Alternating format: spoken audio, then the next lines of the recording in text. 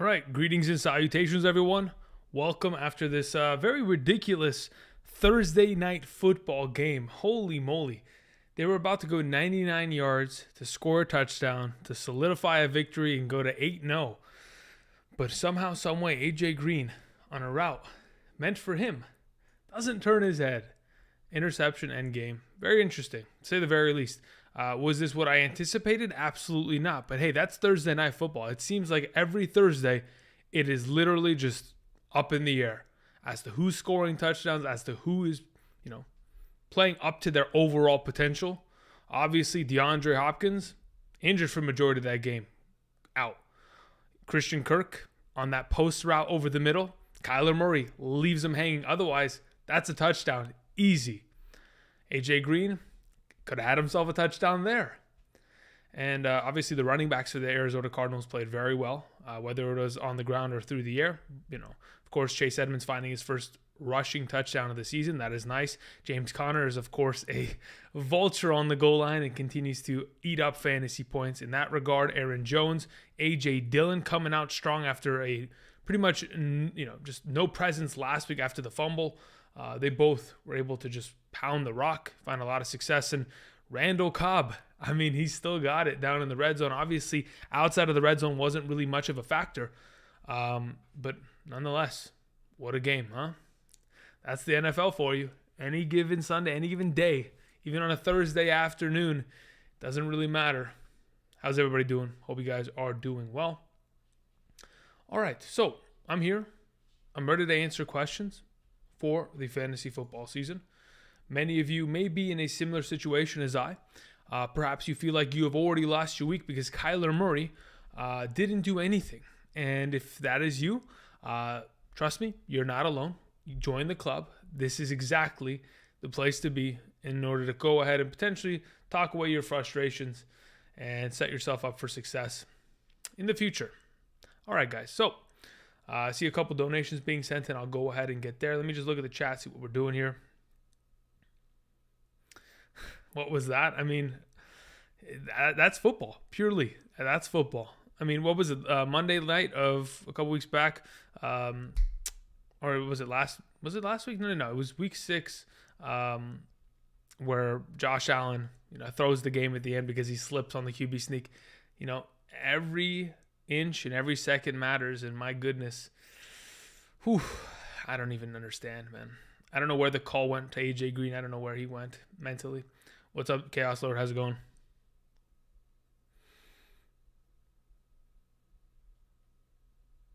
All right, so a couple of donations are coming in. Let me go ahead and address these first and foremost. Cade says, choose 2, Keenan Allen, Mike Williams, Chuba Hubbard. I don't know what your scoring format is. Can you tell me what your scoring format is? Guys, if you ever send in a question, please give me context of scoring format and all that kind of stuff. Otherwise, I'm just shooting into the dark, and I'll just set it as a half PPR because that's meeting everyone in the middle. Hopkins, your boy Colin, he got hurt. I even said it during Wednesday's video yesterday. I talked about him being injured and him always wanting to play regardless of whether he's injured. That's what he did, and he killed us in our lineups. Very unfortunate. Unfortunate that he also had to hold the face mask and get his touchdown called back. Nonetheless. Kate says full PPR. All right, I'd play both wide receivers there. I'll play both the Chargers wide receivers. Thank you very much, Kate. Appreciate it. Ben says, is Kyler overrated? Hasn't had a great game since week 2.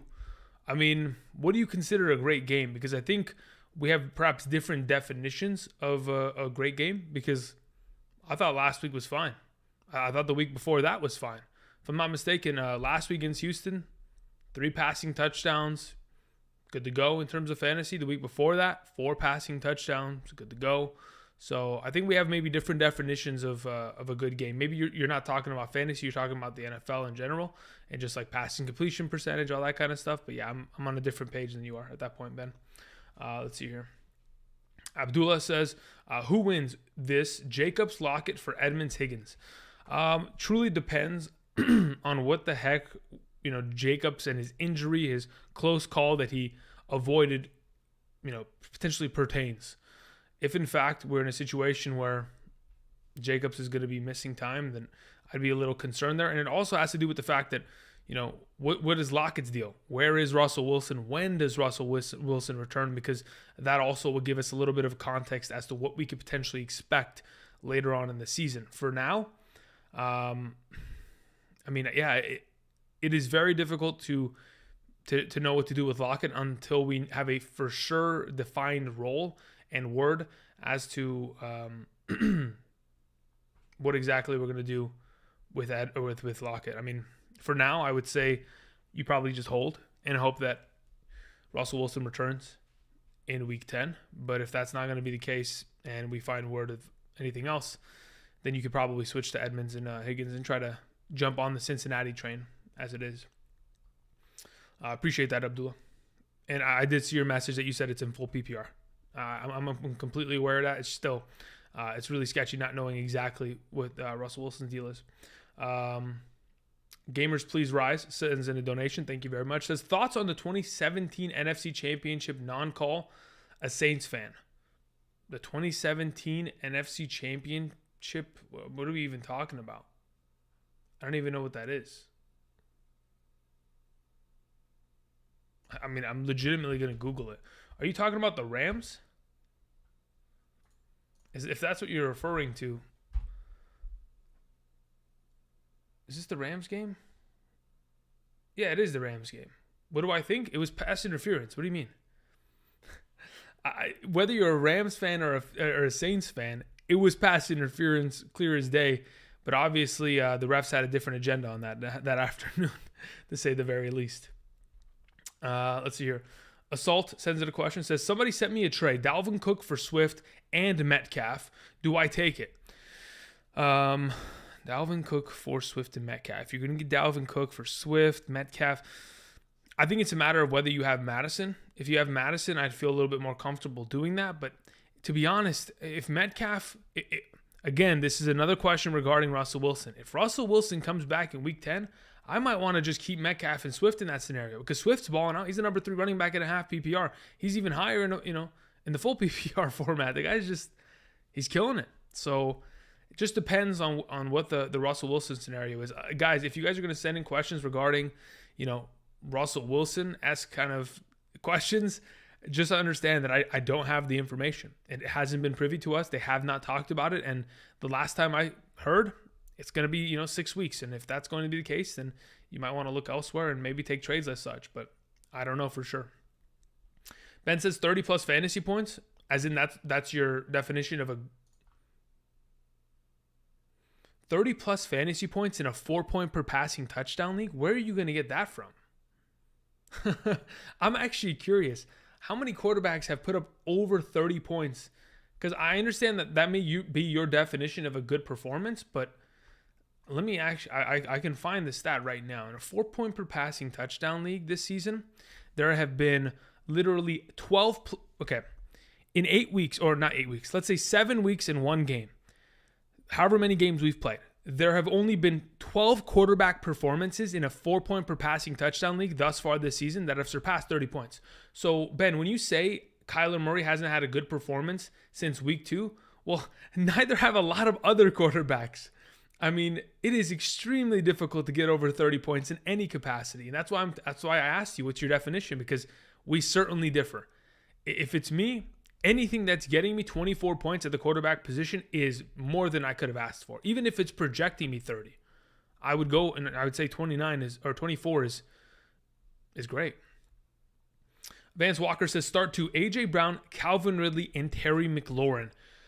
Oh man, you really had to do this to me, huh? I'm probably going to go AJ Brown and Terry McLaurin. I got to check something in regards to Stephon Gilmore. I want to see if he's playing this week. Let me just see if I can find that information, whether or not they have announced that. Let's see here. Carolina. Nothing there. Let's go ahead. Let me look at this. Any news on Stephon Gilmore? I mean, either way, I'm still playing probably Terry McLaurin and AJ Brown. Just want to see if Stephon Gilmore is going to be there and, having his Carolina debut against Calvin Ridley, which would be that much more of an argument against him.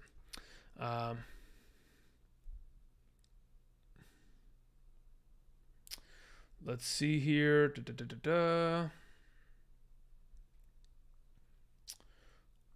Okay, so yeah, I would go with AJ Brown and Terry McLaurin there, Vance. Appreciate it. Ben says rank Hurts, Stafford, Murray rest of season. My opinion doesn't change from the other day. If you guys haven't checked out my rest of season strength of schedule video, or not strength of schedule, well, I have a rest of season strength of schedule video I posted about 2 weeks back. I also have a rest of season rankings video that I posted earlier this week on Monday. So if you haven't checked that out, it stays as such: Murray, Hurts, Stafford in that order. I don't care. One performance does not make me avoid a quarterback. I'm not that frugal. Moving on. John Gilbert says full PPR, Michael Pittman or Cordero Patterson. I'm going to play Cordero Patterson in that scenario. I just feel like he's been far too effective and far too efficient as of late and gets way too many touches for me to avoid him. So Cordero Patterson gets the nod, in my opinion, in that scenario. Dami says, love the content, keep grinding. I appreciate that. Says, should I pivot from Browns defense versus Pittsburgh, Cincinnati, New England, Detroit the next few weeks, or just set it and forget it? That's a really good question. If you want to play the Browns in the next couple weeks, playing against Cincinnati is not the greatest matchup either. New England is okay, and so is Detroit. I don't mind pivoting. I think you can hold them and maybe play them against New England and even Detroit and find a lot of success in those matchups. But if you can maybe pick up like Cincinnati this week, played against the Jets, and then in the following week you could play Indianapolis against the Jets. This week they have Mike White at their quarterback. Next week they have Joe Flacco. You could take advantage of those and then play the Browns in future weeks. That's my suggestion. Thank you. Chris sends in a question. Says, hi, full PPR, Amari Cooper or Pittman in my flex. I'm probably going Michael Pittman there.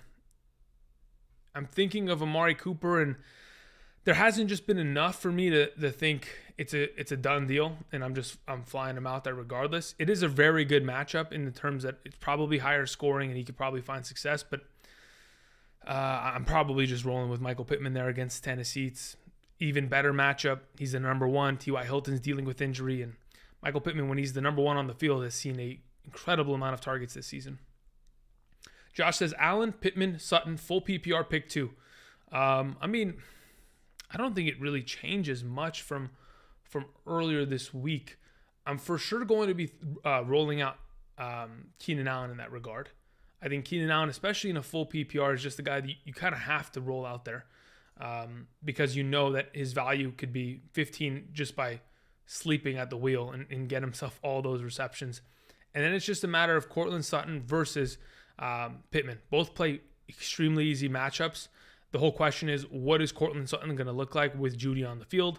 That's a question mark. I think I just slightly prefer Pittman because I know for a fact he's the number one and maybe the only receiving option in that offense. Let's hear. Flight Zone Music says Shenault, Patrick, McKissick, or Boyd. That's a really tough question. I don't really think that Boyd's worth anything at this moment. Chenault's not in the best position. Patrick probably not. McKissick probably not. We're at a point where you most likely have the best overall success playing Shenault. But it's a toss-up in that regard because a lot of these guys haven't been garnering enough targets to consider themselves as for sure starts. So I'm just going to probably just roll with Shenault in that regard. Ben says, I said he hasn't had a great performance. Is Kyler overrated? Hasn't had a great game since week 2. Right, which is exactly, yeah, I'm aware of this, Ben, but you saying he hasn't had a great performance, that's your opinion. I'm telling you that your definition of a great performance, there's only been 12 performances this year out of how many games have happened this season already? 100? So yes, you have extremely high expectations of quarterbacks, and it doesn't regard them as overrated just because they're not able to clear something that literally only happens at times twice a week. Chris says, Claypool or Pittman this week? I'd play Pittman. I'm kind of on the Pittman train as of the last couple questions here. All right, let's look at this chat. Javier says, I don't have any other options. Should I start Samaje Perine against the Jets or Brandon Bolden versus the Chargers? I was leaning towards Bolden. Javier, I think your answer mainly relies upon what exactly your scoring format is. If you're playing in a full PPR, I think Brandon Bolden may be the nod in that certain perspective. But if we're probably in a half or a standard format, half PPR, that is, I'd go with Samaje Perine. Luke said, wait, where did Luke's question go? I don't want to skip. Okay. Luke says, Josh Allen, Derrick Henry, Joe Mixon, Metcalf, Woods, Cooks, Pitts. What do you think of my team? I mean, you have Derrick Henry and Joe Mixon. So that leaves you in a really, really good spot in terms of running backs. There are no two other running backs in the NFL right now that have more carries than Derrick Henry and Joe Mixon. So you got the opportunity backs, which is beautiful. We love that. Josh Allen's a stud. Metcalf, you know, as long as he can maybe come up with a couple good performances until Russell Wilson returns, you'll be fine. Woods is a little sketchy. Cooks is a solid wide receiver 3. With Tyrod coming back, could end up becoming a wide receiver 2 elevated going forward. Pitts, you guys know how much I like Pitts going forward here based on my rest of season rankings. Should be good to go. Good looking team. I would say, you just got to hope that Metcalf and Woods can survive and help you out because Derrick Henry can only carry for so long. Let's see here. Isaac says, just traded Aaron Jones, Allen Robinson, and Javonte Williams for Keenan Allen, Fournette, and Marvin Jones. Good or bad? I mean, if you're that desperate for wide receiver, I could see why. But I mean, Aaron Jones is Aaron Jones, right? And though Allen Robinson's literally worth nothing, he's worth peanuts at this point until he gets traded. I'd say, yeah, you're probably in a position where, I mean, Keenan Allen and Marvin Jones better be balling out, dude. Otherwise, that's a bad trade, honestly. Alexander says, Claypool, Woods, or Sutton? PPR pick 2. I mean, in terms of a PPR, half PPR, I think it pretty much stands pretty formatted to the point where I'm probably going Woods and Sutton. I like the idea of Claypool. He hasn't really shown that much to the point where he's not getting that many targets. He's not getting that many red zone looks.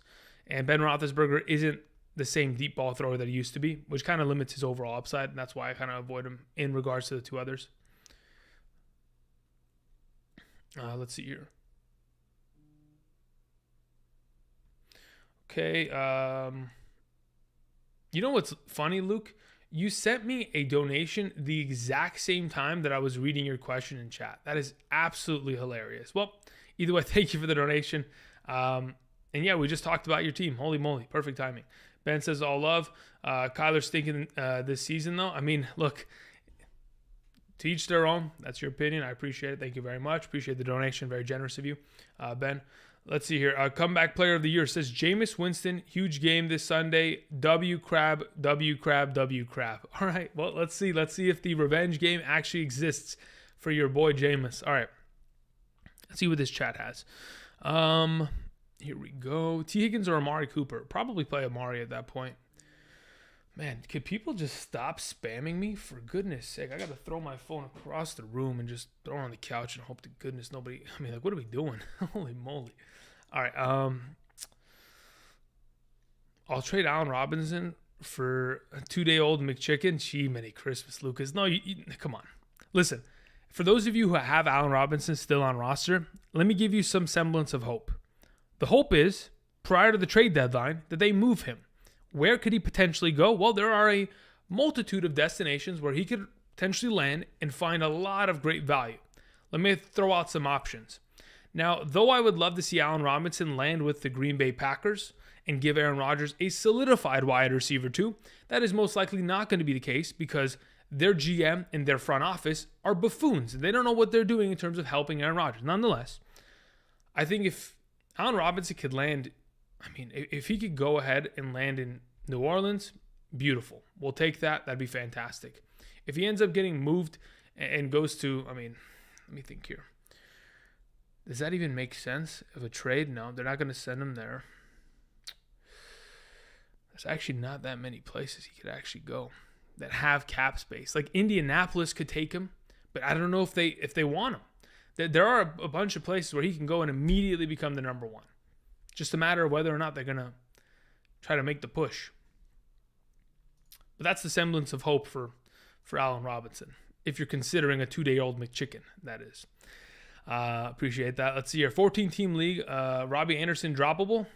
Yep. I would say so, yeah. I mean, I don't know what your other options are in terms of picking up, but it seems like he is at a position where we just can't trust him any longer. Mean Gene sends in a donation. Thank you very much. Says Gronk/Woods for Diggs. I have Waller at tight end. 100% accept that. Let's go. Get Diggs right now. Trade Allen Robinson for Marlon Mack, says Gary. Man, that's a good question. I mean, it just depends on where Marlon Mack lands. If Marlon Mack goes to a team that doesn't really need a starting running back and he's the number 2 there, it's not going to make a difference. Marlon Mack needs, 15 carries a week. And unless he's going somewhere that is going to give him that, I don't think it's worth it at this point.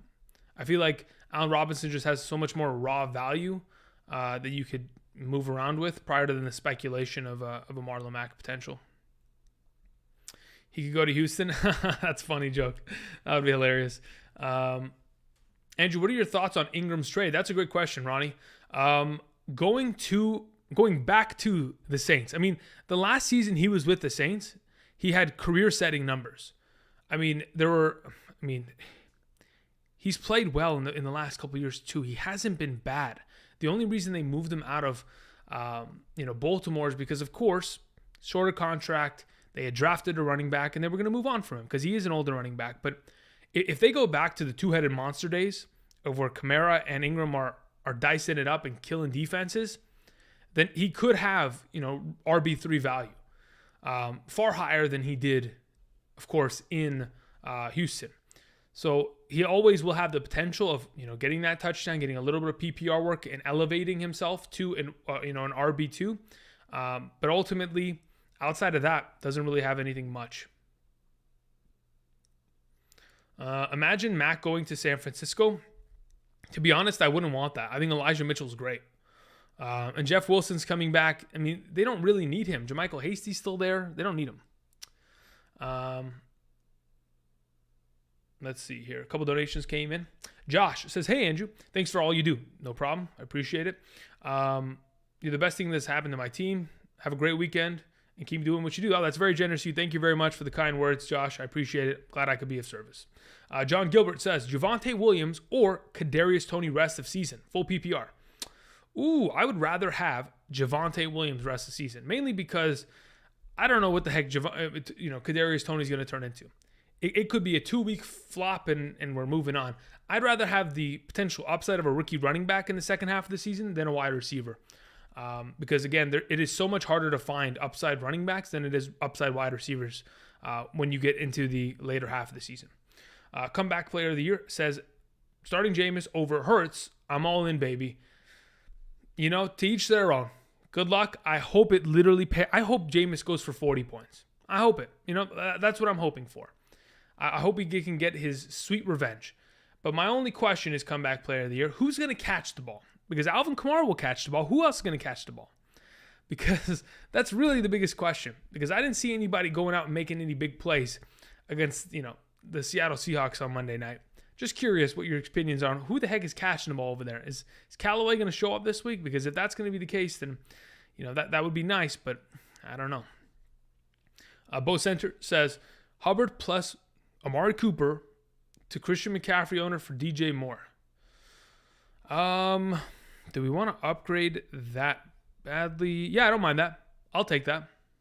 I think Hubbard has one more week of value, and then he's pretty much a handcuff. And being able to upgrade Cooper for more, yeah, I'll take that. I'm all in on that. Ian Poland says Elijah Mitchell or Darrell Williams. As of this moment, I like Elijah Mitchell against the Bears defense. I think Darrell Williams has played well. Though last week he was very underwhelming in terms of his overall fantasy point contribution, has a lot to do with that game script, guys. If you go back and watch that game, he's running the ball very effectively, catching the ball out of the backfield. He's playing well. But unfortunately, the scenario is, we're down by 20 points, and we got to score now. And we're not running the ball because we can't waste any clock. That's the unfortunate matter of last Sunday's game. Hopefully, it'll turn around as they have a great matchup against the Giants this week. Nonetheless, I am still playing Elijah Mitchell. He's been playing far greater, and the entire offense is just schematically surrounded around just run the rock. And he's been able to do that very well as of late. Gene says, smash that like button. Yes, I agree, Gene. If you guys could, it'd be very nice of you to go ahead and hit that like button. I'll be here answering questions for a little bit more. And, of course, trying to help you guys in terms of Week 8 and going forward. Sam sends in a question, says 8-team full PPR. Rate my team. I have this is I was about to say Latavius Murray, Kyler Murray, and Hurts at quarterback. Okay, great. You have Cook, Mixon, Harris, Patterson. Great running backs. Wide receivers are Diggs, Kupp, Godwin, and then you have Hawkinson at tight end with Goddard and Schultz. All right, so here's my suggestion, Sam. In an 8-team league, I understand that there's most likely everybody has a tight end, but you could very easily in the next coming weeks, based on the performances of Goddard and Schultz, be able to move them and maybe get some value back and maybe upgrade one of your wide receivers here. I think Diggs and Kupp are obviously automatics, but Godwin has his inconsistencies at time, and maybe you could potentially upgrade from him, which would be difficult. But I mean, it's always possible to move one of these tight ends if they're having a couple good weeks here, and accompanied with Godwin, and maybe make another step up towards success. But otherwise, fantastic looking team, of course, an all-star squad all the way. Thomas says Chargers backfield useless if Eckler ruled out. Yeah, I don't even know what to expect, because if we go back to week 1 against the Washington football team, when Eckler was limited, Larry Roundtree was the guy up. And just a couple weeks back, Eckler was giving away a couple touches here and there in a couple of those games to, who's the UCLA back? Josh Kelly. Josh Kelly was getting more involved. And then we've also seen Justin Jackson find a lot of success in this backfield. My issue is I can't put I can't point at someone and say, this is the guy that's going to lead the backfield, because we've seen all of them do it. So I think that's probably what we'll see. If Eckler doesn't play, it's going to be a committee situation. And they're all capable of pretty much being 3-down backs and catching the ball out of the backfield, being guys that can plug it up the middle. And that sucks. So, yeah, if Eckler's out, I don't really think I'm playing anybody in that trio unless I'm in a super deep league and definitely desperate enough to try to make a move on that. Donald sends in a question, says, half PPR flex, Ridley, Judy, Javonte Williams, Elijah Mitchell. I'm playing Ridley out of that group of players. I appreciate it. Thank you very much, Donald. Andrew says, McLaurin, Sutton, Michael Thomas, Waddle, Tony. Should I package one with Clyde Edwards-Helaire to upgrade at wide receiver? If so, which wide receiver should I trade and who should I target? I mean, that is all subjective to what exactly you're throwing it at. Like, I don't want to move McLaurin. I don't want to move Waddle. I don't want to move Sutton. And to be honest, if you can move Mike Thomas, you should, because there's no 100% committed date as to when he returns. So if you can sell the potential of CEH and the potential of Mike Thomas, who are currently not working for you, are working for your cause, if you can move both of them and maybe upgrade to go get a Deontay Johnson, I'd be down with that. But it's just a matter of whether you can do it. If not, let's shoot for even higher. Let's go get a Mike Williams. Let's go try to get somebody that's an actual weekly monster, especially in a half PPR. I don't really trust Deontay Johnson that much in a half PPR in comparison to like a Mike Williams, because the touchdown upside and all that kind of jazz. But yeah, that's what I'm kind of thinking. I'm thinking top 12 at the wide receiver position if you can make a push for it, and if they're interested, of course. Hector says Gibson or McKissick. I mean, I'm playing Gibson. I mean, very seldom am I playing McKissick, but I will tell you something. Let me go find this stat real quick. McKissick is an every other week kind of guy. I think he balls out on even weeks. So let me go ahead and read these stats. In a half PPR this season, J.D. McKissick on even weeks has put up, and I quote, 17.8, 14.4, and 15 points. Luckily, we're in week 8, and that's an even number. Everybody do your math, do your multiplication, homework's due at the end of class. If, in fact, the streak is alive, okay? If the Undertaker streak is alive, we may have a situation here where McKissick could be a better play. Is it likely? Am I buying into the streak idea? Not really. I'm still playing Gibson, but just wanted to throw that out there just to, give you guys an alternative option if you want to, justify the decision in your mind. Let's see here. Ridley or Moss the flex? I mean, is that even really a question in a full PPR? I have to throw Ridley out there. He just has way more upside. I understand in terms of safety, maybe you can get some points out of Moss, but Singletary's still there. Josh Allen's still a running quarterback. You got to play Ridley, my guy. I see Alvaro sends in a question or a donation, but there was no question attached. Let me see if I can find out. Let's see here. Alvaro message retracted. Here we go. I traded away Swift, Henderson, Hopkins. Okay. Traded away Swift, Henderson, and Hopkins. And Patterson to get Adams, Mixon, Waller. Okay, hold up. You traded away Swift, Henderson, Hopkins, Madison for Adams, Mixon, and Waller? I don't know about that one. That one does not appeal to me very much because you just gave away 3 stud running backs for 1. But okay, let's hear it out. The rest of my team is Kyler, Kamara, Jefferson, Hunt, Jude. I can't, dude. There's no way. I can't. Man. I'm okay if Adams and Waller look like Adams and Waller of last season for the rest of the year. And if Mixon continues to just stay steady, he's fine. But, dude, you're giving away 3 stud running backs, man. I always want to get, just as much running back value in return if I can. Otherwise, I better be getting a huge upgrade. It's tough, man. But, hey, best of luck. Let's hope that when Waller returns and Adam returns, they're healthy and ready to go and definitely delivering some performances. Because your running backs are okay with Mixon and Kamara. It's just like, who's your third? That's the question. If something happens to Mixon, something happens to Kamara, you might be in trouble there. Stephen Talbot says, Burrow, Eckler, Zeke, Robinson, Ridley, Deontay, Godwin, Fant, Javonte Williams, Pollard. Half PPR, 12 team. What trades would you suggest and rate my team? Okay. Pollard and Zeke, you got that locked down. Eckler's fine. Robinson's a stud. So you're not moving those guys, and you shouldn't move those guys. Those 3 running backs should be your 2 starting running backs in your flex going into championship week, and you should be great there. Burrow shouldn't move. Deontay, Ridley, and Godwin are fine. You could potentially upgrade Godwin or Ridley to a next level wide receiver. How are you going to get that? I don't think you can, because I don't see your bench here, and I don't think there's really an option unless you're giving away one of these.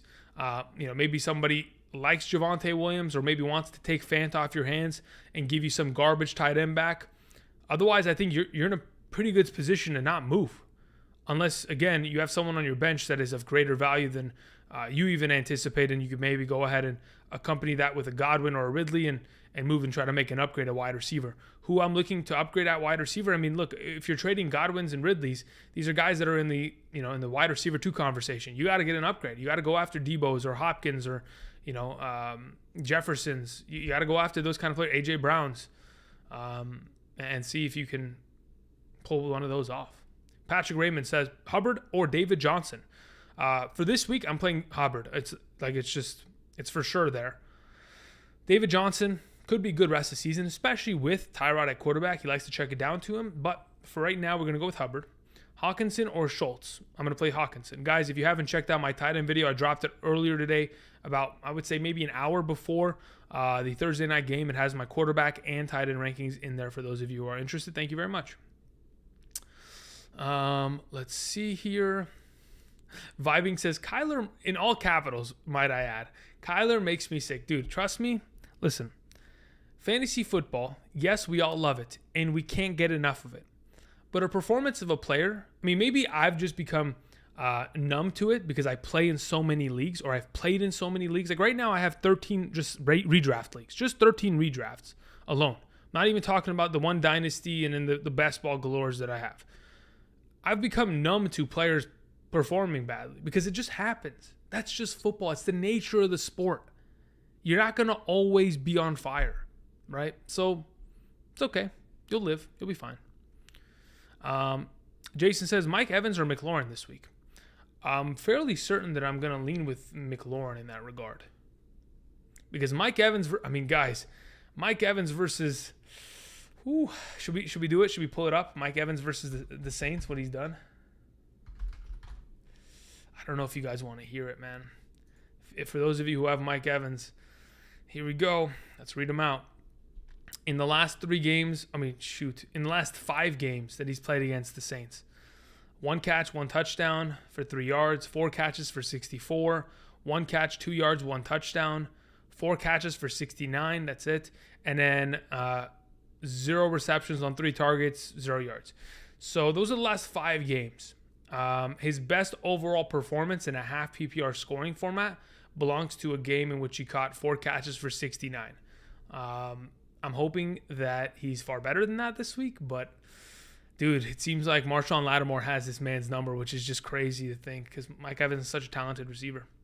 Patrick Raymond sends in a question. Oh, yeah, we already did Patrick Raymond. Appreciate that. Paul says, trade Eckler for Christian McCaffrey. Full PPR. I'm 5-2. Not sure when Christian McCaffrey's coming back. Figure doing this trade and having Mahomes, McCaffrey, Kupp, and Diggs would be fire. My other RBs are Chuba, Elijah, Darrell Williams. I don't mind it, but there is inherent risk with it. I think that Christian McCaffrey and Austin Eckler, they're pretty much on par with one another. I could flip a coin and be like, all right, I'll take this guy rest of the season. Obviously, if it's a full Christian McCaffrey, and the fact that you have Chuba Hubbard really does make me lean in the direction of saying yes. If he comes back, it's next week. That's the assumption. Because again, he would come off of the injured reserve next week, and there's no way that he could have re-aggravated this injury to the point where he could miss 5 weeks and still not come back. So, I'm okay with the trade. You have Chuba Hubbard, but again, there's always inherent risk. You're 5-2. Let's not try to roll that down the drain just yet. If it's my team, do I pull it off? Let me think here. In a full PPR, am I going to pull that off at 5-2? If it's my team right now, I probably don't. I probably just want to fold my arms and just say, let's just take it easy and let's see if this team can win it all for me. But again, at 5-2, I'm not as enticed by a risky maneuver. Gary says 5-2. F1 McLaurin, A-Rob, Higgins, AB, Waller. Trade for number one receiver. I'm sorry. You want to trade McLaurin, Allen Robinson, Higgins, AB, and Waller for a number one receiver? No, absolutely not. I don't know what you're talking about. What? You should have not. Absolutely not. In no capacity should I ever see anybody trading. Forget about Allen Robinson and Higgins. You should never trade McLaurin, Waller, and AB unless you're getting Derrick Henry. In all honesty. That's it, period. That's the only other option you should be able to get in return for that. Never should I be like trading all three of those for Kupp. No. Kupp is worth less than that because these are 3 starters on your team in comparison to just 1. Unless you're playing in like a 6-man league where your team's already an all-star squad, it just doesn't seem right. Been in the league for 14 years, says Andrew. Won the first year, but have lost 7 championship games in a row. Please give me Juju. Well, Juju Smith-Schuster is on the IR, but I know what you meant. Just give you the magical Juju. It's getting old. I mean, to be honest, have you ever thought of, I was going to say not making the championship because it wouldn't hurt as badly? It's a joke, by the way. I have felt that in my own main league. I've made the championship multiple times, and losing there is unfortunate, but the second place prize isn't always, isn't the worst. Just depends on what you guys are playing for, I guess. If it's bragging rights, if it's, quick chunk of change, just depends. But in terms of the Juju magic that you need, I don't know if I can really legally give you, in some states, I would say it's illegal to give the Juju magic because, it's a different conversation. We'll talk about that at a different time. Moving on, FF sends in a question, says, SOS, Standard League, Burrow, Godwin, Mike Evans, Derrick Henry, Michael Carter, Hunter Henry, Sutton, Claypool, Sanders, Waller, McKissick, Pirine. Oh my God, your teams are so long. Patrick, Russell Wilson, Winston. Holy moly. All right. If you need help, you're sending an SOS. Burrow, Godwin, Mike Evans, Henry. Okay, you're great there. Hunter Henry scores every week. Sutton and Claypool, they can switch every week depending on the matchup. You have Waller still in this lineup. I don't know what the SOS call is for. What you really need is a backup, running back. Michael Carter cannot be your backup running back the rest of the season. How do you improve that? Well, you try to, maybe move a couple guys here. Sanders isn't doing much for you. Carter should probably be able to be moved. You have Hunter Henry. Maybe you go find someone that needs a tight end because you got Waller. Pick up a Randall this week and throw him in the lineup and just hope that they can suffice for the given week. Appreciate it. Let's see here. Imani Jones says, should I trade Kamara and Deontay Johnson for Adams and Keenan Allen? Absolutely not. Nope. No questions asked. I am not doing that. My team is Dalvin, Dak, Alvin Kamara, Deontay, T. Higgins, George Kittle, Saquon, Montgomery on my bench. Yeah, no, I keep what you have. You're in a good spot. We talked about it. I think it was last week or the week prior. Your team is set. You don't really have to touch it. You're 5-2 in a 14-team league. You got way too much depth for your own good, and you shouldn't mess around with it. You're good to go, my guy. You're good to go. Caesar says, having trouble deciding who to start in a non-PPR pick 3, A.J. Brown, Ridley, Diggs, Mike Williams. Thoughts? In a non-PPR, I mean, even in a PPR, it doesn't really matter. I'm still going with A.J. Brown, Mike Williams, and Diggs. I'm leaving Ridley on the bench mainly because he just hasn't been Ridley yet this season. He hasn't shown the flashes that he did last season.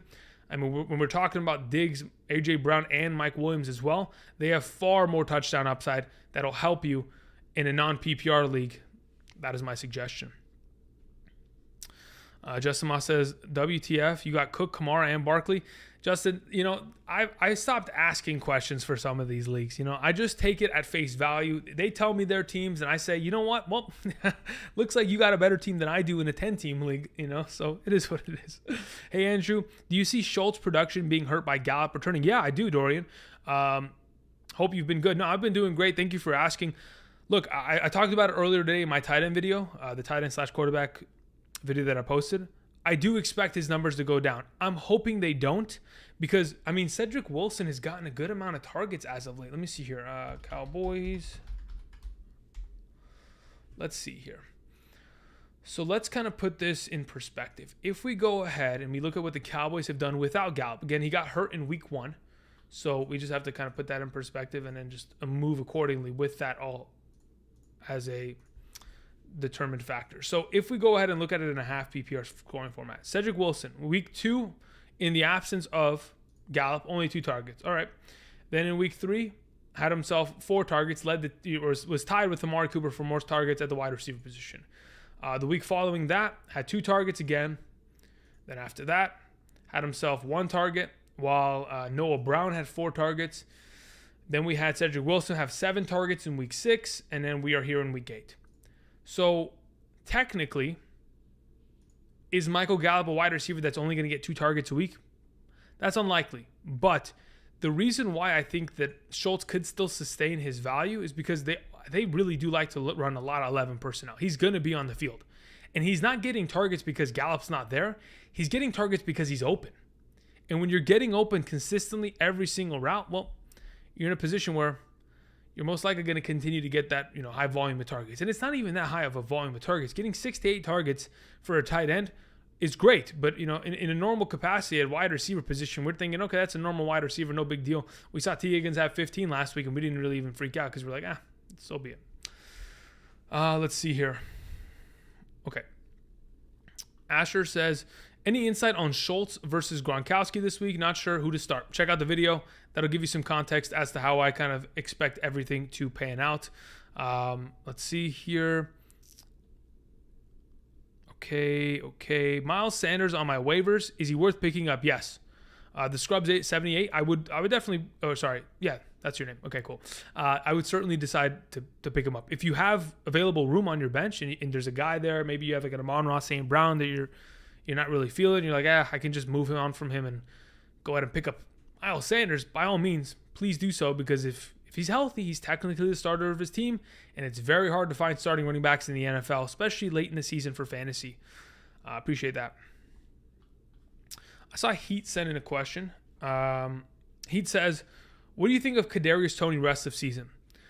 I think Kadarius Toney goes as far as his health does because already having a couple ankle issues isn't going to define your season as a whole.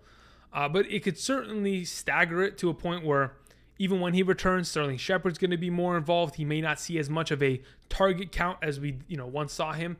But I think him and Daniel Jones has found that little bit of a groove together. And he has the potential of being a top 36 wide receiver rest of the season. It's just a matter of can he stay on the field? And if, in fact, Golladay, Shepard, Barkley, Slayton, and Toney are all in this offense, and Evan Ingram's fully healthy, where's the ball going? That's a lot of mouths to feed. And if he's going to be the lead player in that roster, then great.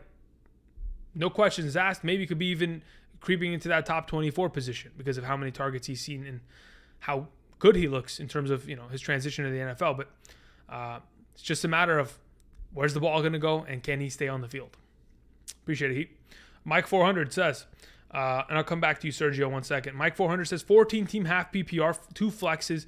We have Gainwell, Javonte, and Higgins, and then we also have David Johnson. For now, I'm probably playing both running backs, Gainwell and Javonte, mainly because I think if Higgins doesn't score and they're just running the clock out in that second half, he probably isn't a great play. If in fact Gainwell, or let's say for example Miles Sanders shows up, then I would go with Higgins. But otherwise, I'm probably playing both running backs. Appreciate that with Javonte and Gainwell. So Sergio says, who should I play, Julio Jones or Cole Beasley? I'm playing Cole Beasley. Julio Jones didn't practice today, if I'm not mistaken. So not interested in that. Not interested in another week in which he comes out, gets a couple snaps, catches the ball twice for 40 yards, and then goes back to the bench. And then they say he's questionable to return, and then they go ahead and rule him out. Not interested. Let's go with Beasley. Does anyone think Jerry Jeudy is going to play? HLRM 4679. Jerry Jeudy has been confirmed, and he is going to be playing this week. Would you trade Lamb for Mike Williams? Yeah, honestly, I would. I think CeeDee Lamb's a stud. But I think Mike Williams is as well. I mean, it's kind of a toss-up as to where the ball is going to go. But I think Mike Williams, I think he's that guy this year. So I'm bought in on it. James Robinson or Terry McLaurin, flex full PPR. I mean, Hunter, I feel like you got to go James Robinson. Even against Seattle and the fact that Alvin Kamara wasn't able to find much success against that. What would he have, like 20 carries for 50 yards? I still think James Robinson's a stud. I mean, the guy's just been... He's been far too efficient, and he has seen far less inconsistencies in comparison to Terry McLaurin to have him benched. Not going to do that. Derek says, half PPR. Need upside, 1 wide receiver, 1 flex. Keenan Allen, Emmanuel Sanders, Damian Harris. I'm probably playing the 2 guys that I'm for sure playing Damian Harris at the flex. It's not even close. Chargers give up too many yards. Damian Harris is being shot out of a cannon every time he's handed off that ball. He looks fantastic this season, which, again, was anticipated because there's no more Cam Newton taking away touches. And he looks healthy. So, in regards to your wide receiver position, looking for quote-unquote upside. In a half PPR, if Keenan Allen doesn't score, Emmanuel Sanders is outscoring him. So if you want total upside, it's probably Emmanuel Sanders. But if you want just pure safety blanket, Keenan Allen's probably the guy. But again, like you mentioned, you want upside, you go with Sanders and Harris. You roll with that. And I don't think Keenan Allen and Emmanuel Sanders are that much of a discrepancy to where I'm like, there's no shot I would do that. I'm actually thinking, yes, it is the higher upside play. Because again, Keenan doesn't score touchdowns very often. Let's see here. Cordero Patterson or Damian Harris full PPR? That's a great question, Jack. I think I'm going to... I'm probably going to play Cordero Patterson there. I know he didn't get much work in the PPR game this last week, but he's just been so consistent there. That being said, Damian Harris could probably go for 100 yards and 2 touchdowns again. And if I'm going to miss out on 22 points, I'm not going to feel well after that. I might put my head through my monitor. So probably the safer play of the bunch, regardless of the scoring format, is most likely Damian Harris. Just because the touches are there. The matchup is just too easy, and you don't have to worry about targets. You know that there's guarantee in touches. And though Cordero Patterson has guaranteed touches, he doesn't have the upside of the 100-yard, 2-touchdown kind of game. Not yet, at least. Maybe it's possible, but not yet. Amani Jones sends in a donation. Thank you very much. Says, I traded Mixon and Mike Williams for Dalvin. Ooh, no, I don't know.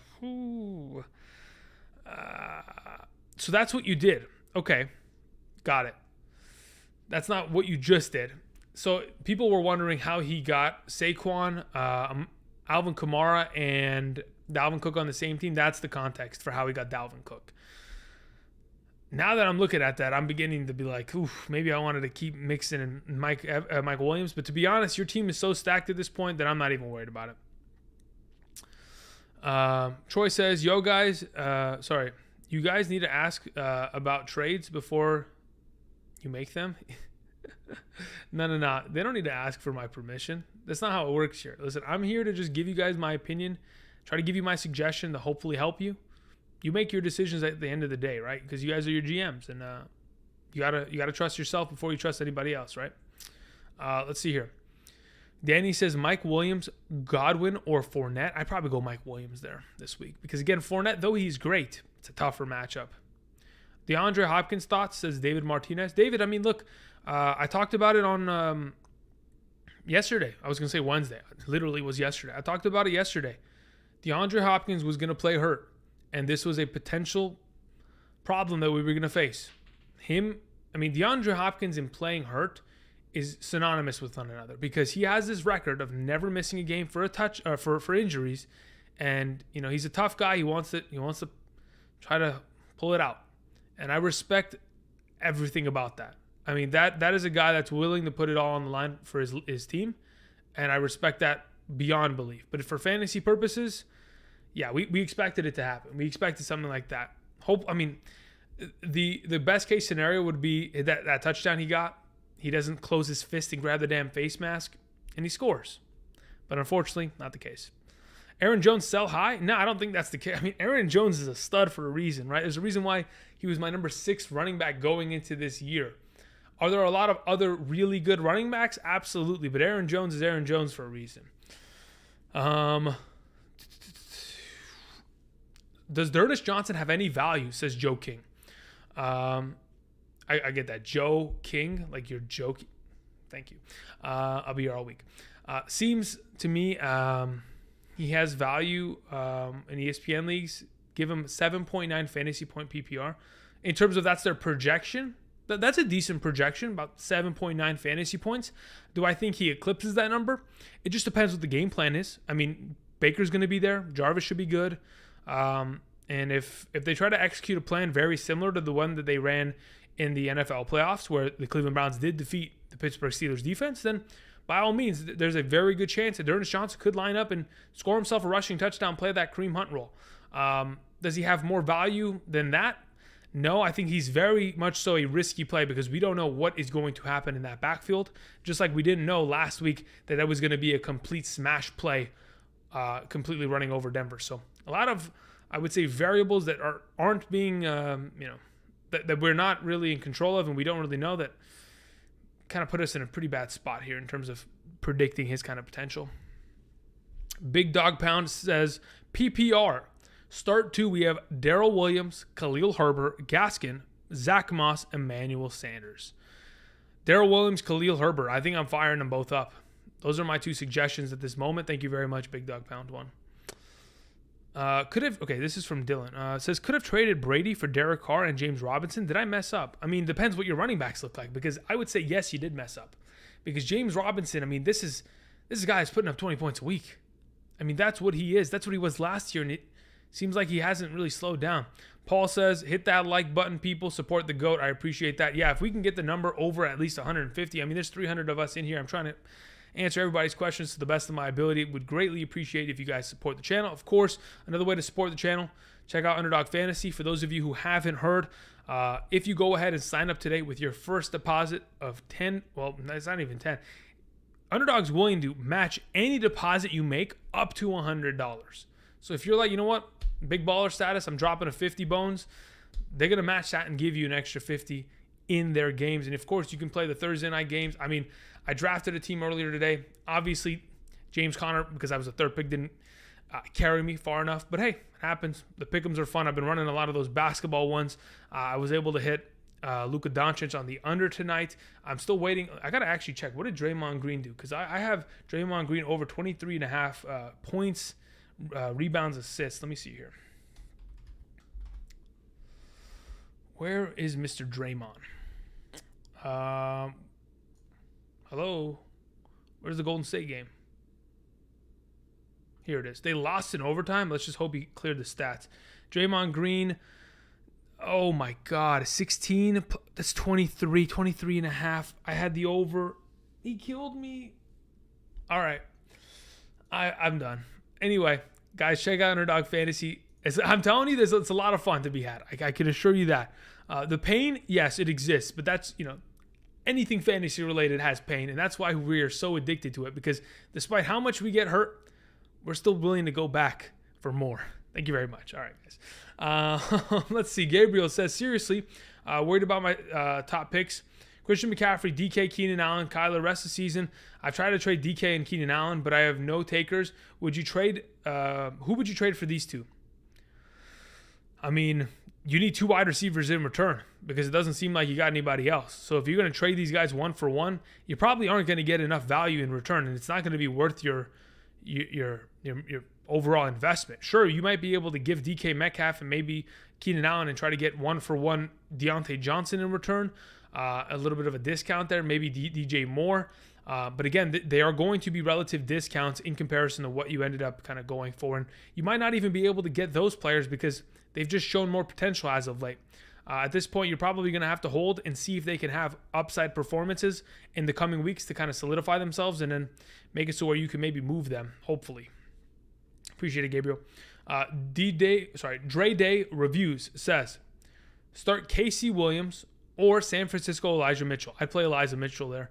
I really do think, I talked about it earlier, I really do think that Darrell Williams is a good back. I just slightly prefer in a half PPR Elijah Mitchell. If we're talking about a full PPR, we could, there could be a conversation to be had there. But for right now, I think Elijah Mitchell kind of presents a little bit more upside, even though he doesn't get any PPR work in any capacity. Vincent says, hey, Andrew, just wanted to say thank you for all the hard work. I appreciate that. I'm 6-1, 5-2, 4-3 in my 3 leagues. My goodness, great job. At this current moment in time, keep it up. I appreciate that, Vincent. I mean, hey, I'm glad to be of service. I'm glad that you were able to construct, good enough rosters to get you that position. That's fantastic. Brendan Bond says, Zach Moss, J.D. McKissick, Claypool, Marvin Jones in the flex. What is your scoring format, Mr. Bond? That is my question. If you can go ahead and just type it in the chat, that would be greatly appreciated so I get some more context as to where I'm going to kind of navigate you. Yeah.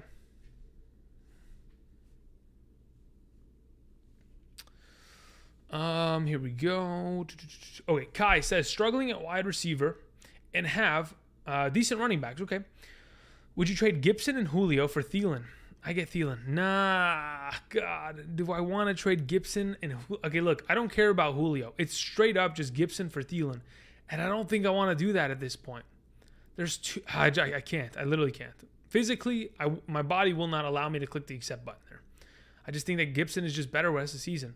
If you've got so much RB talent to where you need to go for a wide receiver, I would say try to hope that Gibson has a bigger week and maybe sell him higher. And I understand Thielen is in that like top 15 category right now in terms of total points, but a lot of that is touchdowns, man. Mr. Bond says full PPR.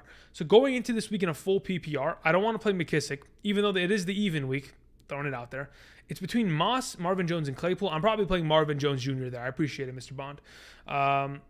We got that question. Comeback player of the year says Godwin or Sanders, the flex. Half PPR. Hashtag James famous. Famous James. I would probably play Godwin there. I think Emmanuel Sanders has upside, and he has the potential of scoring a touchdown, but I think, Godwin in that offense certainly has potential. Joe King, I answered your question a little bit earlier. I even made a joke about your name, but you're still spamming the same question. Dude, come on. There's no shot you didn't hear it. Come on, man. Stop spamming. I took like 35 to maybe 2 minutes to answer that D'Ernest Johnson question. Literally, I spent so much time there. Gainwell or Jamal Williams in the flex? I think Jamal Williams hurt. Isn't he, Matt Johnson? I think we'd probably go Gainwell in that regard if Sanders is out. Kai says RBs are Henry, Swift, Javonte, Moss, Pollard. So we have Henry, Swift, and then Javonte. I think I'm just going to... Oh, man. Yeah, I would say hold. See if Gibson could put together a good performance here, and then you can maybe move him. Abdullah says, hey, Andrew, I have a wide receiver slot, running back slot, and a flex spot. Who do I start? We have Ridley, Hollywood Brown. Hollywood Brown's on a bye week, my good sir. Elijah Mitchell or Khalil Herbert. I think the question has been answered by itself, my good sir. With Hollywood Brown on a bye week, Mr. Abdullah, you would be playing the only 3 other options you've got, which is Ridley at wide receiver, Mitchell at running back, and Khalil Herbert at your flex. You're very welcome. You made that one easy for me, my guy. It seemed like it was a toss-up. Pop Fly. Kanye East says, what a name, huh?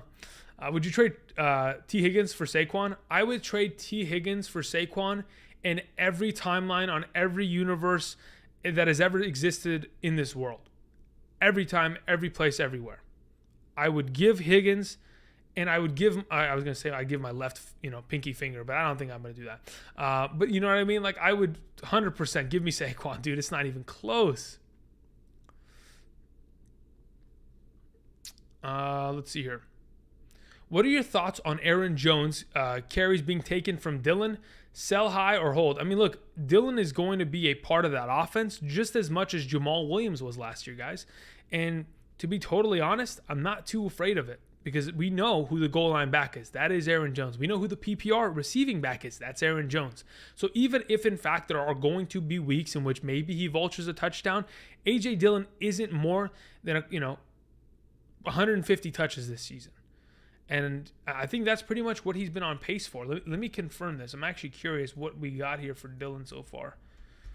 Through 8 weeks of the season, we got, of course, what is it? They got 9 more games left, a 17-game season.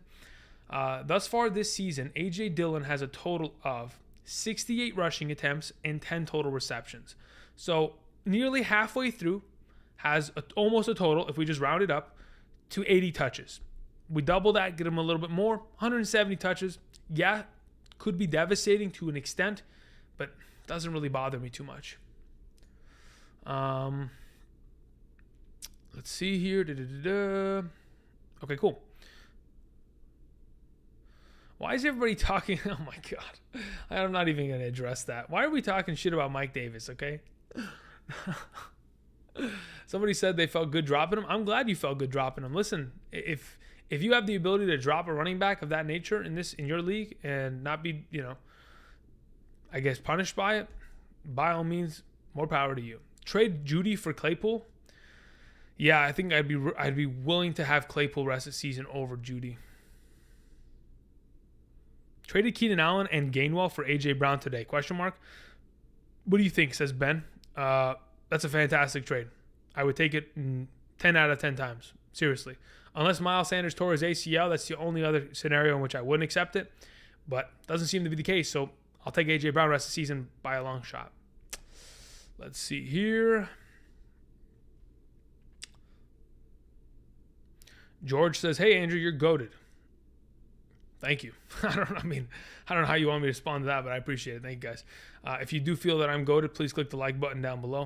It really does help me out. For those of you who are new here, and actually, no, if you're new here and you're just watching, awesome.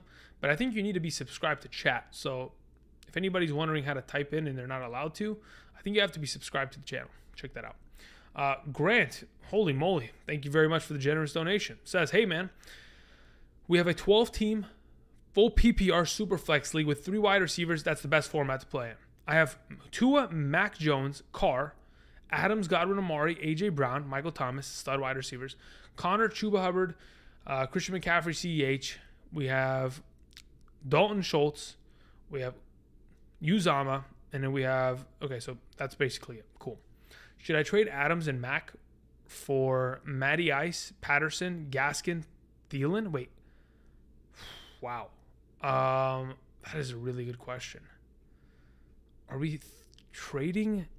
All right, I think Matt Ryan is a significant upgrade than Mac Jones. But it's a matter of, is the upgrade along with Patterson and Thielen and Gaskin worth it? Because I look at your team, you need running back depth, but at the same time, I mean, you're getting Christian McCaffrey and CEH back in the next couple weeks. Do you really want to give away Adams for that? I would say no. I would say I don't really need Patterson and Gaskin in that capacity. I think I'd rather wait for McCaffrey to come back and then try to make a different trade. In a full PPR Superflex, Patterson, Gaskin, they're good, but are they going to carry you? Like, is Patterson going to even play in your flex with Adams, Godwin, Amari there? I mean, he could over Amari if he's not playing well, but at this point, I'd say hold on to it. I'd say hold off and wait for your studs to come back. Now, if you're in a situation, Grant, where you're like, listen, man, I'm in 3 and 4 shambles, 2 and 5 shambles, I got to get something to change it up, then maybe we can go ahead and roll the dice and see if we can save the season there. But for now, I'd say you hold.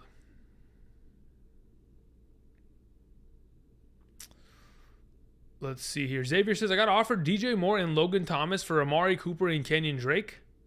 Should I accept? Yeah, I'd rather take DJ Moore there than Amari Cooper and Kenyon Drake. I'll take DJ Moore. Chuba Hubbard or Cordero Patterson full PPR this week. I'd play Patterson. Appreciate it. Javonte Williams or Gainwell in the flex. Javonte. Thank you, Matt. Prater is my kicker. Cryface. Yeah, I dropped him this week for Tyler Bass in a couple of my leagues. I was able to get rid of his bum ass. I knew it was coming. I knew something was going to go wrong in terms of the kicking game today. I didn't know why, but I just felt it in the universe.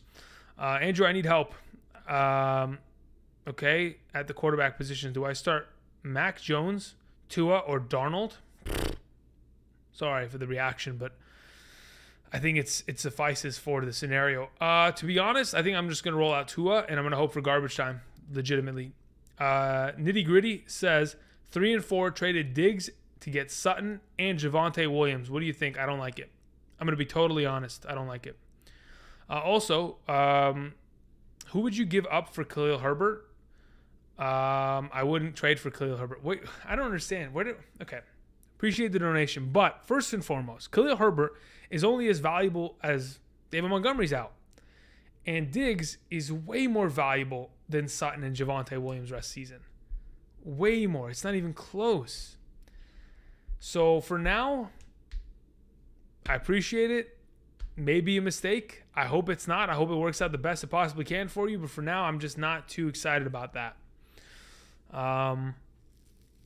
Jason says, Andrew, Greg Zuerlein or Gano for kicker? I'm playing Greg Zuerlein. Yeah, I'm playing Greg Zuerlein. Just a better offense, more effective. I know he's been, relatively inconsistent as of late, but yeah, it's tough. Grant says, thank you so much, man. Yeah, I'm 4-3. One more question. I got an offer for Herbert and David Montgomery.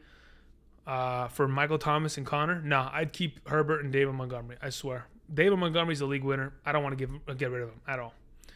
I mean, Connor's okay, but touchdowns can only, if Connor's going to be that running back this year where he scores double-digit touchdowns and is a top, 15 guy because of it, so be it. I don't want him on my roster. He's just not efficient enough to compete with the Montgomerys late in the season because it's just too risky for touchdowns.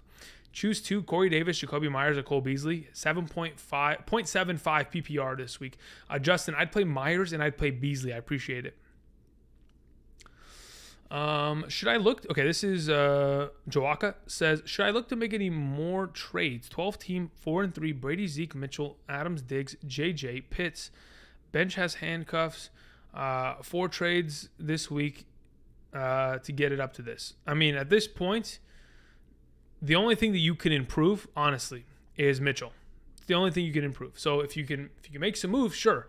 But I don't want to trade away Diggs, JJ or Adams or Pitts or Zeke or Brady. So it's got to be some bench shenanigans. And it doesn't seem like you have it, so you just stick.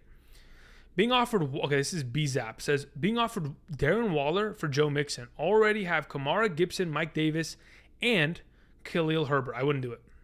I'd keep Joe Mixon. And I'll tell you why. Khalil Herbert and Mike Davis are irrelevant to you. They do not have longevity in this season. It has already been proven.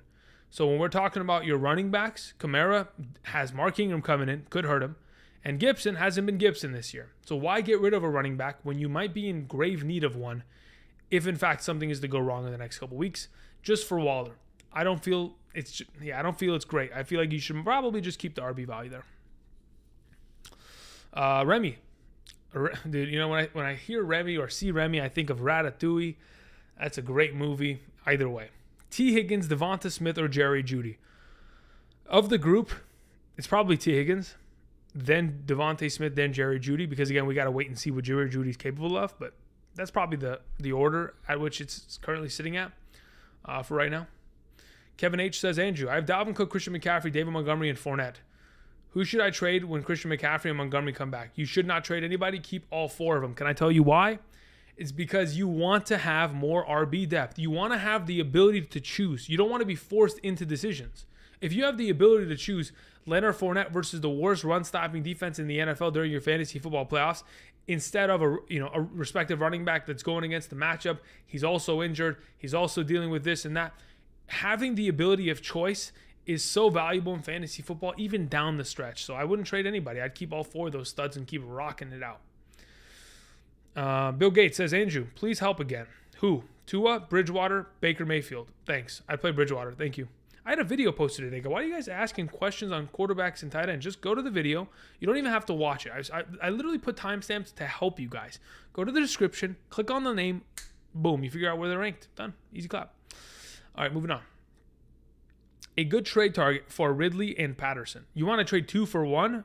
I mean, we're going for the cream of the crop. Give me Tyreek Hill, straight up.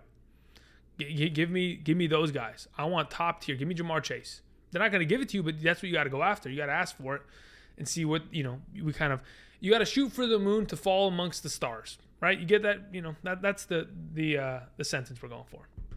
All right. Samuel David says, and I quote, I've got Hopkins, Devontae Adams, Diggs, and Hollywood Brown as my wide receivers. All right, cool. Who do I trade away?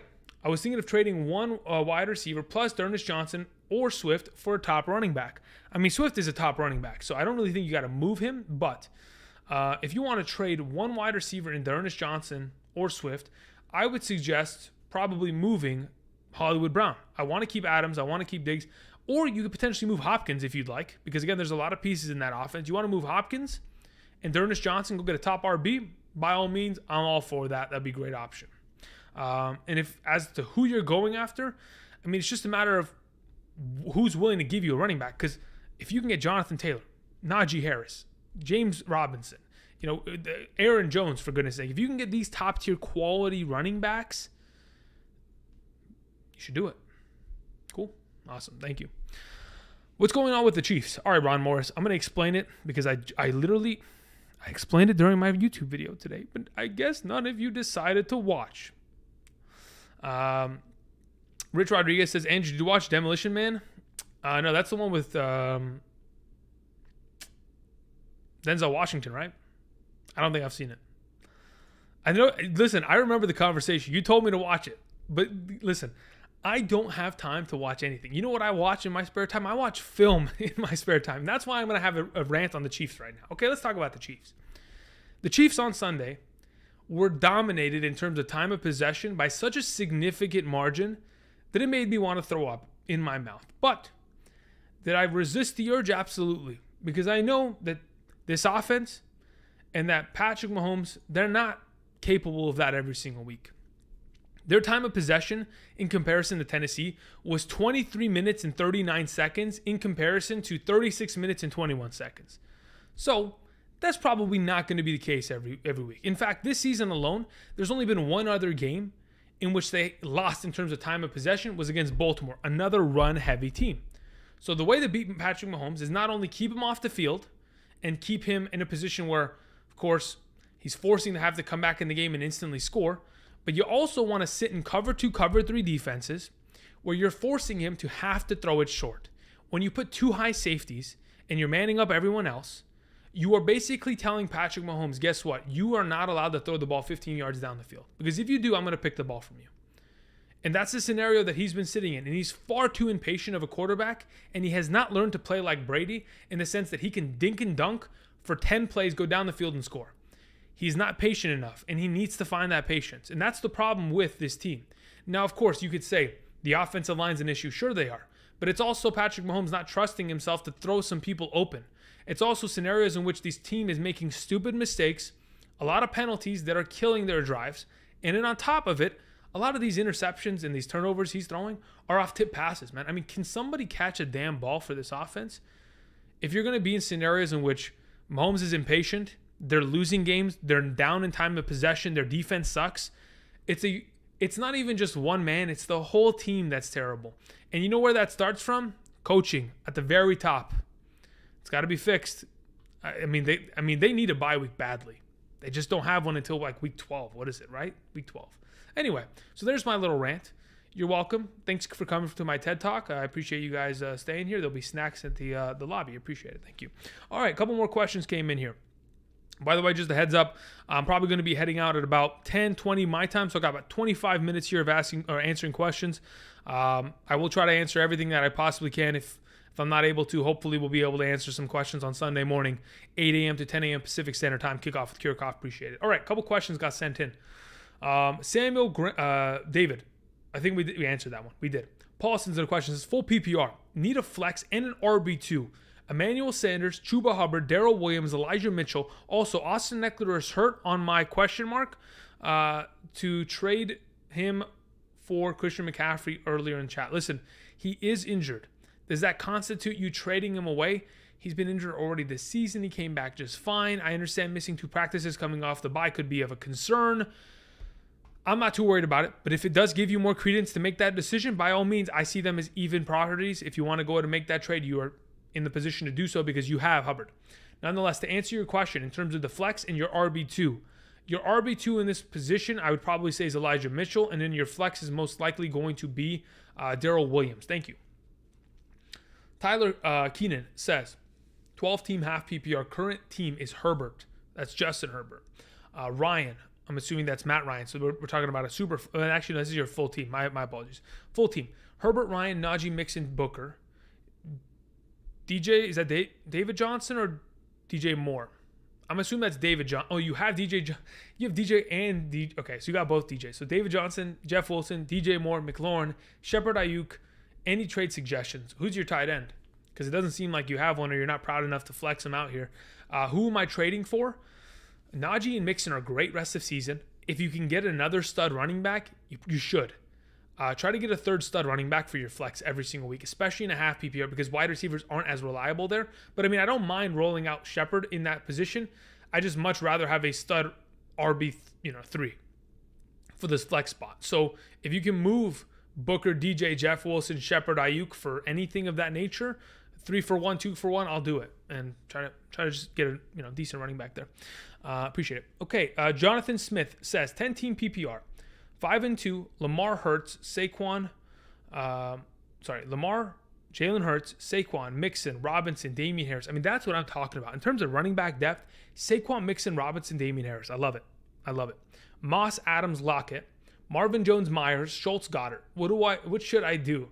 Do you mean like rest of the season? What should you do? Because in my opinion, you should be trading one of those 2 quarterbacks, Jonathan. Specifically, you should probably be trading Jalen Hurts because people are more likely to go after him after they look at his scoreline of 20 plus points every week. If you can go ahead and move him in exchange for maybe a team that doesn't have a quarterback, maybe someone that's missing Russell Wilson, you can go ahead and improve that wide receiver 2 position because you're currently sitting with Lockett there. So you might be able to improve there. Maybe you can go ahead and move like a Hurts along with the receiver and a tight end. Go get Kelsey. Let's make some moves. Or maybe Kyle Pitts. I like that idea. Eric says, please rate 10-team full PPR team. Okay. I'm 3-4. We have Rodgers, Eckler. Rodgers played well tonight. I mean, better than we potentially could have expected considering the entire scenario there. Eckler, Jones, Darrell Henderson, great. I love those 3 running backs. Eckler, Jones, Henderson, great. McLaurin, Kupp, Gesicki, Julio, Antonio Brown, Darrell Williams, Chris Carson, Kadarius Toney, Michael Thomas. Man, you have a team that once you guys are fully healthy, I mean, you're really hard to stop. So how do I rate this team? In terms of tight end, you're pretty much solidified there. Your wide receiver position is great with Kupp, McLaurin, and then the rotation of Antonio Brown and Kadarius Toney. I don't think you need Julio. I don't think you need Mike Thomas going into the future. They're guys that may give you value for potential trades in the future, which would be great. You're not moving any of those 3 running backs. Chris Carson could be moved for trade bait, but so can Darrell Williams. So those are the pieces that you're looking to move. Julio, Michael Thomas, Carson, Darrell Williams. Carson, potentially keep, but if you can sell him and get value back in return because we are unaware of his potential future, not a bad idea. Appreciate it, Eric. Another Eric sends in a question. This is Eric Sandoval. Says 10-team full PPR. My team is Dak, Jacobs, Carson, Najee, Booker. My goodness, your guys are Adams, Chase, Brown, Michael Thomas, Waddle, Pitts, Knox. Any trade suggestions? How do I improve your team, my guy? You have Pitts, who in my opinion is my number 2 overall tight end rest of season. You have Adams and Chase, who are my number 2 wide receiver and number 4 wide receiver. If you're wondering where I'm getting these numbers from, I just posted a video. It has Cooper Kupp on the thumbnail. It's rest of season rankings for the running back, wide receiver, tight end, quarterback position. I posted it on Monday. Go check it out. You have Najee Harris. You have Jacobs and Carson. Who is your problem? So that's your biggest problem. You have to improve your running backs. You can't have Carson and Jacobs. And what do I suggest? I suggest you trade both of them for one running back. And maybe even throw Michael Thomas on top of it. Let's go get Aaron Jones. Let's see if someone wants to sell high on that. Let's go get Joe Mixon. Let's go trade 2 for 1 on running backs. I'm not kidding. That's where you improve, and that's how you're going to win this league, is by getting a better solidified RB2 to help Najee Harris in this regard. And that's what we got to get going. If you can get Darrell Henderson, let's go after him. Leonard Fournette, let's go after him. So that's my suggestion. Ahmed, I don't know. What am I saying? Hammond. I'm an idiot. Okay, got offered Henderson and Lockett for A.J. Brown. You got offered Henderson and Lockett for A.J. Brown. If you don't need the wide receiver depth because you know Tyler Lockett's not going to be useful for the next 3 weeks, I'd like to have Henderson there because Lockett will eventually be fine when in fact Russell Wilson returns. But if you need the wide receiver depth and you're not that, still, I think I still take it. I'll take Henderson and Lockett over A.J. Brown. Bob says, do you see Kenyon Drake turning into a viable RB2? I don't know about that, man. The RB2 position is already in such a spot where it's touchdown dependent that I don't see him being a reliable one every single week. He could have value there. It's just going to be tough. What would you offer for Kupp? I mean, if you want to get Kupp off someone, I mean, look, let's say, for example, I have Kupp. Someone has to knock on my door and offer me any of the top potential 6 running backs, right? You got to offer me Dalvin Cook, Derrick Henry, Christian McCaffrey, Eckler, Zeke. You got to offer me one of those guys. Najee Harris, maybe. You got to offer me one of those guys in a full PPR. If you're not doing that, I don't want it. That's the only thing. You got to give me a stud running back. Otherwise, not interested. I'm not even looking for 2 for 1s because it's just slippery slope. Phil E says, trade DJ Moore and Patterson for Metcalf. Absolutely not. Keep Patterson. He's solidified himself as an RB2 rest of the season. And for sure, keep DJ Moore. For sure. Let's see here. Would you start Burrow or Justin Herbert this week? I have him as my number 8 and 9 overall quarterback. So toss up. Literally flip a coin and roll it out there. Who has more potential consistency? I mean, Joe Burrow's been in an easier matchup, 2 touchdowns every single game this season. He probably is the safer play of the bunch, but I think in terms of upside, because it's a Jet matchup, and it could be one where they're just killing the clock, second string quarterback for the entire fourth quarter, we could see Herbert having a little bit more potential for a bigger explosion of a game. It hurts that I started Zach Ertz. I mean, to be honest, Zach Ertz almost scored a touchdown in that game. He fell short on the 2-yard line there. He was getting opportunity. It was just a matter of Kyler Murray sucked today. We can't do anything about that. When the quarterback, as the immediate piece that affects your potential player isn't playing well, of course, it's going to be a trickle-down system of just pain. Who's better, James Robinson or Saquon Barkley, full PPR? I'd take Barkley. If he's fully healthy rest of season, like if you can give me the guarantee that he's fully healthy, of course I would take him over James Robinson. Not even close. A full Saquon is a different animal, a different machine. I don't know if you guys have seen that Kobe commercial. What's the quote? It's like, are you the same animal but a different beast? Something like that. And then Kanye's like, what the fuck you talking about, Kobe Bryant? Anyway, regardless, funny. R.I.P. Kobe. What's your thoughts on Kelsey for Adams? I'm okay with that as long as your backup tight end's viable. I mean, even if it's not, I'm still taking that because I prefer Adams the rest of the season over Kelsey. Let's see here. Phil says, would you make a trade if you... Okay, let me actually... got cut off, sorry. There was a couple more questions that got sent in. So let me catch up on these questions and I'll get to Phil in a second. All right, Fudgy, 1234551 says, this week, Waddle, Judy, Patterson, full PPR flex spot. From Australia. Fudgy, thank you very much for supporting me from all the way out there. I don't know what time it is, but Hope you're doing well. As of this moment, I'm going to go with Patterson there at the flex. And then it would be Jeudy second and probably, it would be Patterson, Waddle, then Jeudy. My apologies, I misspoke. Thank you very much there, Fudgy. Devin says, full PPR. Quarterback is Jones or Tua. We have running backs Cook, Eckler, Herbert, Carson. Wide receivers are Renfro, AB, Bateman, Hardman. Wide receivers are dead pretty much. Van Jefferson. And we have Ertz and Gronk at tight end. What is my lineup this week? Okay, great. Let's go ahead and establish this. I would play Daniel Jones at quarterback. I would follow up by probably playing, of course, Dalvin Cook.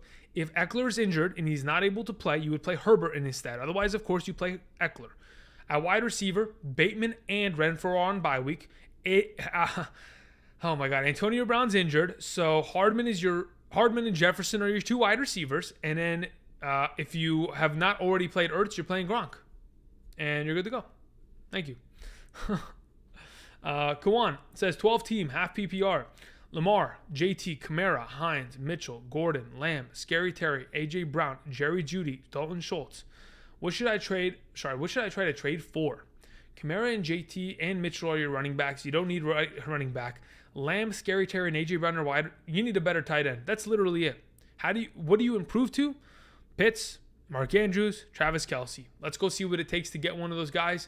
And if it's going to cost you a Mitchell and a Schultz and a Jeudy, I mean, maybe we make that move because the rest of your team looks stickety stacked.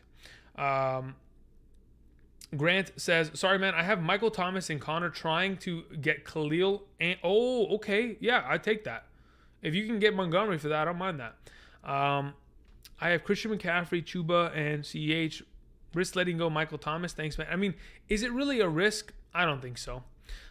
Bill Gates says, Andrew, you didn't have Freiermuth on your list. Why? I need a stream. He's my number 17 tight end. Play him. Okay. if you don't have any of those other options, then yeah, he's the next best one.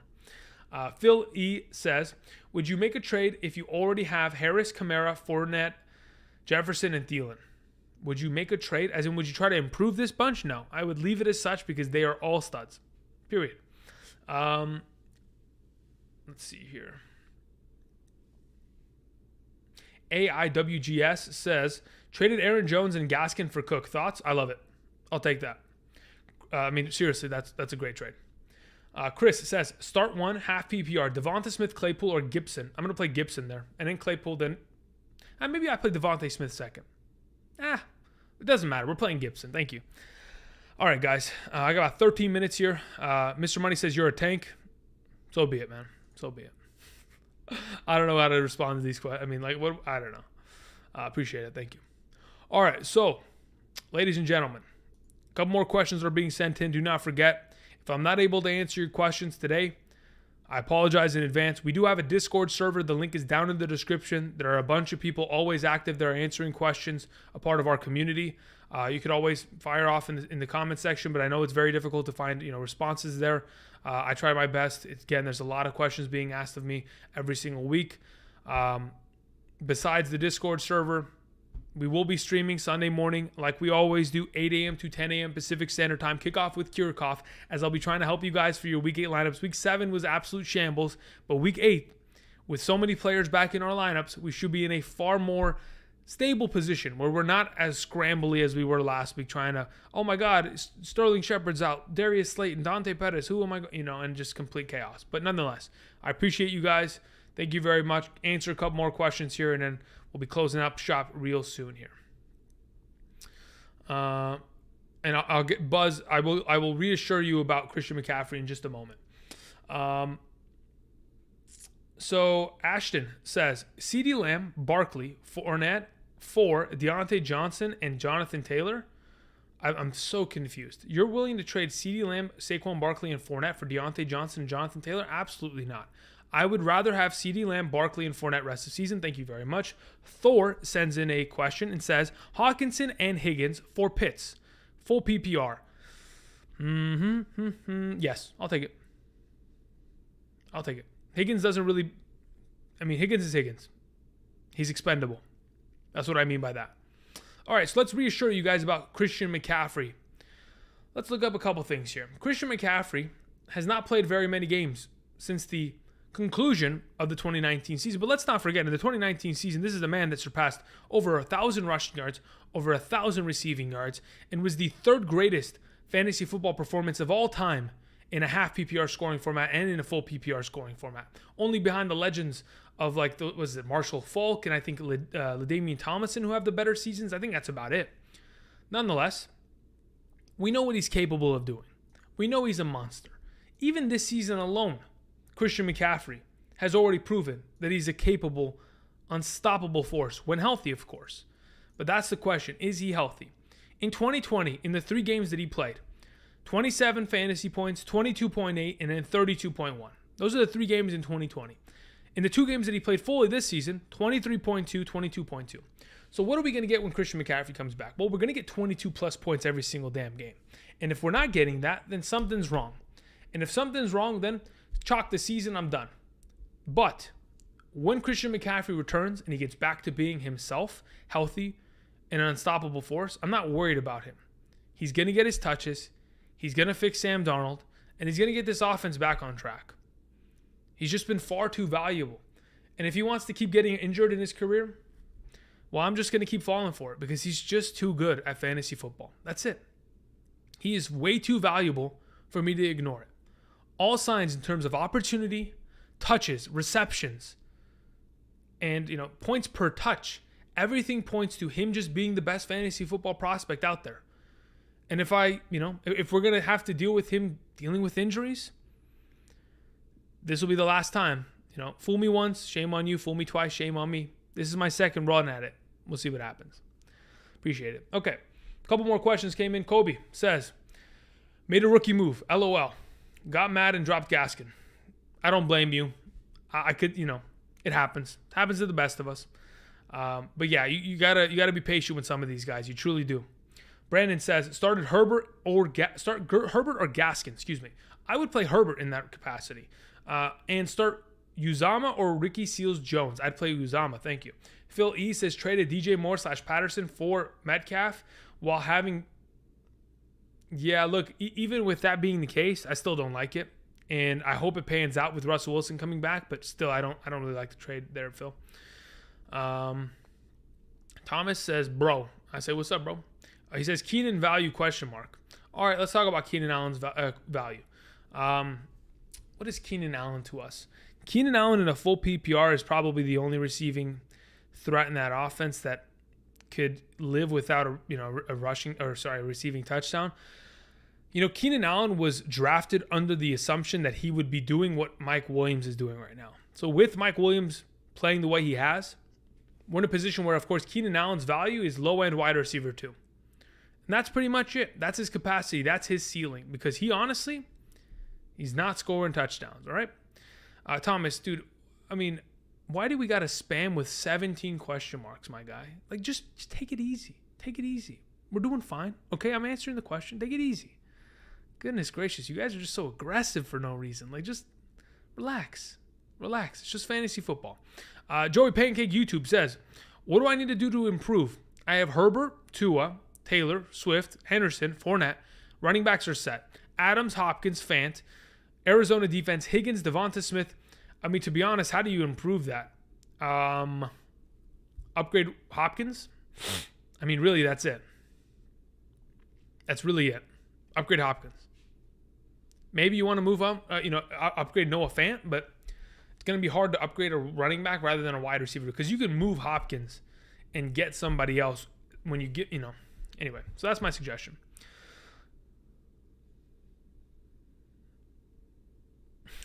Mike Hawk says, Kirchhoff low-key likes Crowder. Bald with a beard, that's why he likes him so much. Maybe you have a point because I do like Keenan Allen a lot. Bald with a beard. Who else, guys? Who else is bald and with a beard in the NFL? Any names come to mind? I don't know if there's that many. Leonard Fournette. I'm a Leonard Fournette guy. What else we got out there? Thomas, no problem. I just wanted to just take it easy with the question marks, okay? We don't need 50 of them. Brandon says, Keenan Allen or Deontay Johnson? I'm playing Deontay Johnson there this week, and I'd prefer him rest of season. No problem, Thomas. We're chilling, okay? Heart. We're good. Lewis says, hey, which would you start in a half PPR? Gaskin, Mitchell, Gainwell. Which two am I starting this week? Probably Gaskin and Gainwell.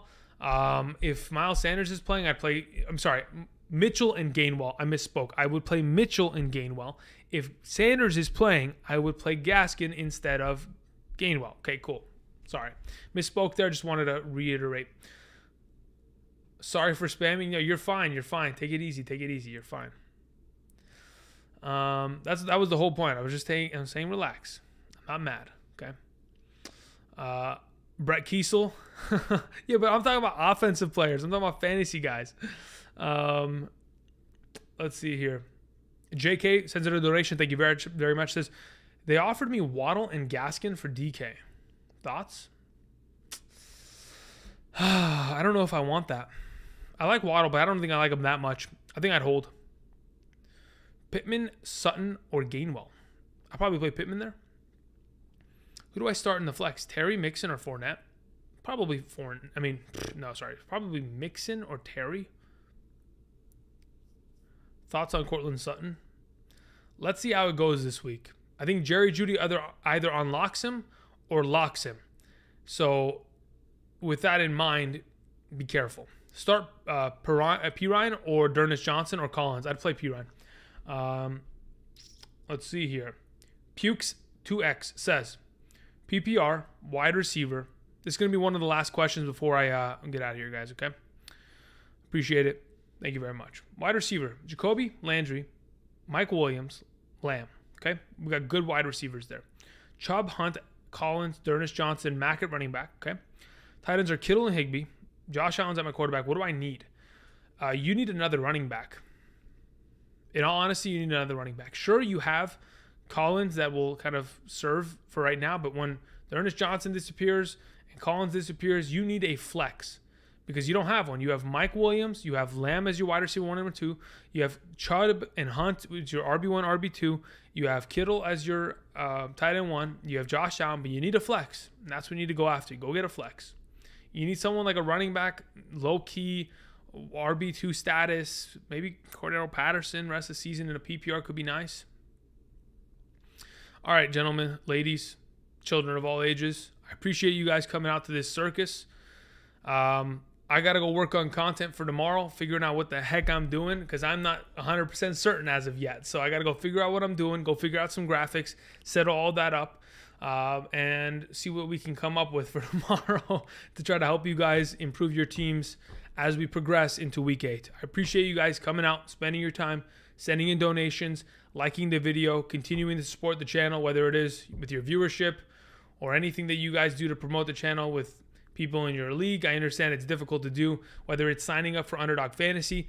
If you sign up today with your first deposit, Underdog Fantasy is willing to match up to $100 when you use promo code Andrew. Again, that's promo code ANDREW. That is my code. So again, if you're looking to play some fantasy football, signing up there also supports me a lot with my, I wouldn't call it a creator code, but it's a promo code. I call it creator code because, all those Twitch streamers I used to watch and all that kind of stuff. When I had time, again, somebody was asking me, did I watch Demolition Man? I don't have time to watch anything. You know what I do have time to watch, though? A little bit of anime. And that might be weird, but look, there are some damn good animes out there, guys. And if you haven't watched some of these things, they're just unbelievable. Nonetheless, that's me. That's what I'm doing. I appreciate you guys. I got to go watch some film because I haven't watched a couple games that I still need to go ahead and clip up on. And, of course, set up for tomorrow. All right, guys. I appreciate it. You guys are the best. Check out my rest of season strength of schedule video. Check out my rest of season rankings video. All of that accompanied by earlier today's quarterback and tight end video for more context. Until next time, everyone. Appreciate it. And I'll talk to you guys later. Peace.